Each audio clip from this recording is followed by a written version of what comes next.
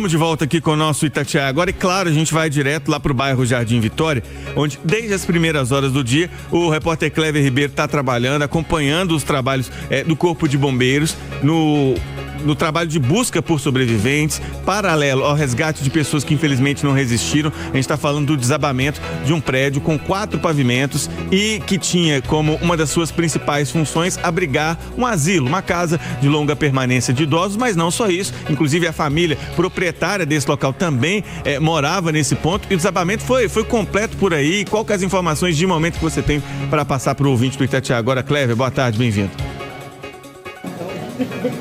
Pois é, Alan Passo, as informações de momento não são boas, né? Isso porque sobe para 6 o número de mortes aqui nessa tragédia do bairro Jardim Vitória, região nordeste de Belo Horizonte. Boa tarde para você, na medida do possível, né? Para quem nos acompanha, a gente está, né, ligado nessa tragédia aqui desde as primeiras horas da madrugada. Como você bem disse, cerca de 1h30 da manhã, ouviu-se um alto barulho, então os bombeiros foram acionados e perceberam então esse desabamento ali nesse prédio de 4 andares. Funcionava, pessoal, um lar de idosos com cerca de 23 internos. Também o pessoal morava ali, né? Quem administrava, o senhor Renato e também o Renatinho, que inclusive faleceu nessa tragédia também, deixando uma filhinha, moravam ali nesse imóvel e também uma espécie ali de um espaço de bronzeamento artificial, um local de estética. A gente vai conversar agora com o tenente do Corpo de Bombeiros, Henrique Barcelos, ele que está acompanhando aqui toda essa situação, né?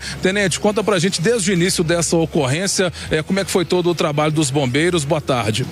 Clever, Alan, nosso cumprimento também a vocês e quem está com a gente na Itatiaia. Fomos acionados aqui 1h33 dessa madrugada, deslocamos imediatamente para cá recursos de 3 batalhões, inclusive recursos especializados. A informação inicial de 29 vítimas, delas 9 conseguiram sair do local porque estavam num ponto de edificação que não foi diretamente atingido. Das 20 vítimas restantes, nós já retiramos com vida 8 delas, 6 infelizmente foram retiradas com óbito constatado aqui no local e ainda estamos buscando por mais 6 vítimas, por isso um trabalho contínuo e ininterrupto aqui da nossa corporação. Qual que é a principal dificuldade aqui, tenente? Nós temos que aliar agilidade nessas primeiras horas de ocorrência com segurança, por isso agora há pouco a equipe vai fazer um procedimento de retirar uma das paredes que está com risco iminente de queda. Já colapsaram ali alguns pontos dela, para que retirando essa parede, que pode causar até algum barulho aqui, mas não é motivo para pânico nesse momento, uma situação controlada em que a gente consegue estabelecer mais segurança para o trabalho das nossas equipes. Agora, qual o passo a passo e muitos bombeiros mobilizados também, né? Muitas viaturas, não dá nem para contar aqui qual que é o efetivo de fato. Nós chegamos a ter aqui um pico de 103 bombeiros militares trabalhando na cena. Agora é um momento em que a gente começa a estabelecer um rodízio para que a gente continue com o efetivo aqui adequado para quantas horas forem necessárias de operação. Tenente, já se sabem as causas, as possíveis, né, causas que de fato aconteceu nesse desabamento? Olha, a gente tem informações ainda muito preliminares de um desabamento repentino, né? Não tivemos aqui ocorrência de chuva nem na madrugada, nem na manhã do dia de hoje, então nós neste momento remetemos essas causas preliminares a um colapso estrutural, mas todo esse trabalho de perícia agora da Polícia Civil, ele vai certificar e estabelecer aqui as causas para esse evento. Foi ventilado também uma possibilidade, né, de um abalo de estrutura em um incêndio anterior há cerca de 2 anos. Isso também vai ser levado em conta, né? Com certeza, nós atendemos aqui um incêndio já há algum tempo nesse local. Naquela oportunidade, acionamos os órgãos competentes por estabilidade da estrutura, mas não temos até o momento relação com esse fato anterior. Ok, muito obrigado, Tenente Henrique Barcelos. Só aguarda um pouquinho, Tenente. Alan Passos, eu dirijo a você também a palavra, né? Imagino que você tem alguma dúvida aqui, meu amigo. Sim, eu queria que você perguntasse pro Tenente, ele não tá me ouvindo não, né? Não. Então, pergunta para ele, por gentileza, Cleber, a gente está falando aí de mais ou menos 12 horas desde que esse colapso aconteceu, né? Foi por volta de 1 da madrugada.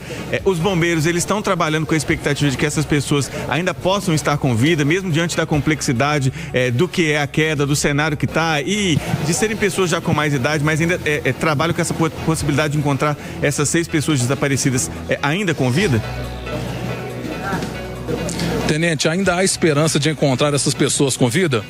Clever, a doutrina nos diz que as primeiras 24 horas são muito relevantes para ocorrências dessa natureza, em que a gente pode ter a probabilidade de bolsão de ar, né, do que nós chamamos de espaço vital isolado. Por isso, todos os recursos e esforços aqui nesse momento crucial de operação.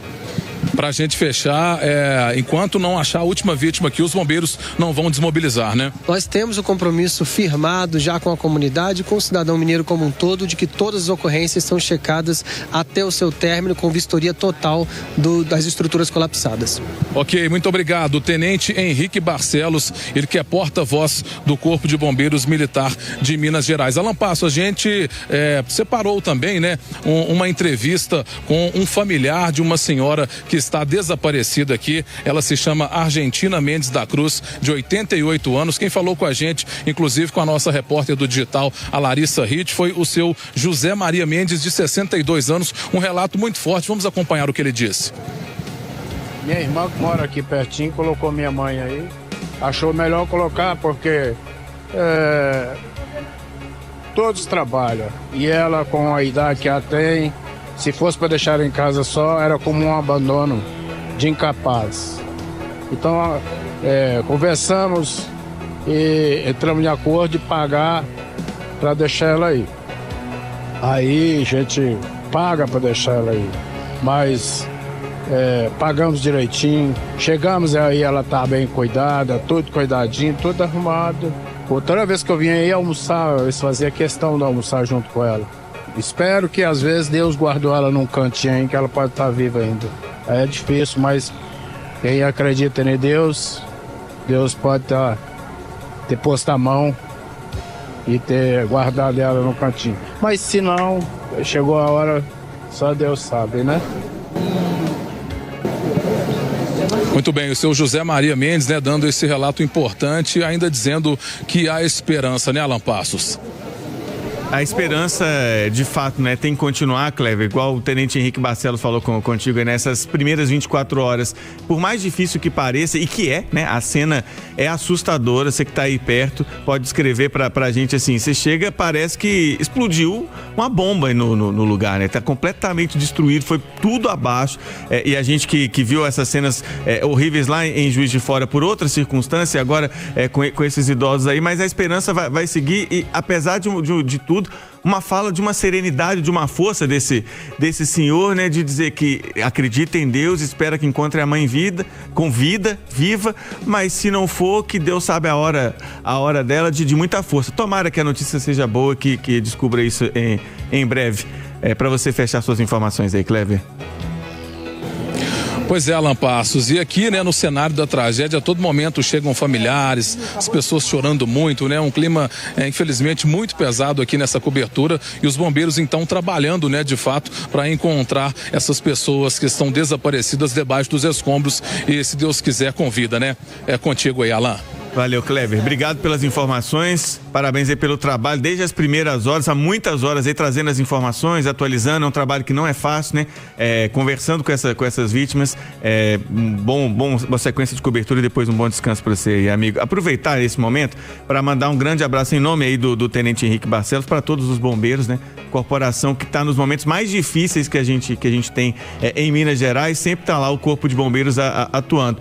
E você pode ter certeza, gente que estava lá em Juiz de Fora, que mobilizou bombeiros do estado inteiro, está aí atuando nesse momento. O tenente falou que chegou a ter mais de 100 bombeiros atuando simultaneamente nessa tragédia aqui em Belo Horizonte. Então um abraço aí a todo mundo da corporação, tomara que eles consigam encontrar essas 6 vítimas que ainda estão sendo procuradas, se Deus quiser, ainda com vida.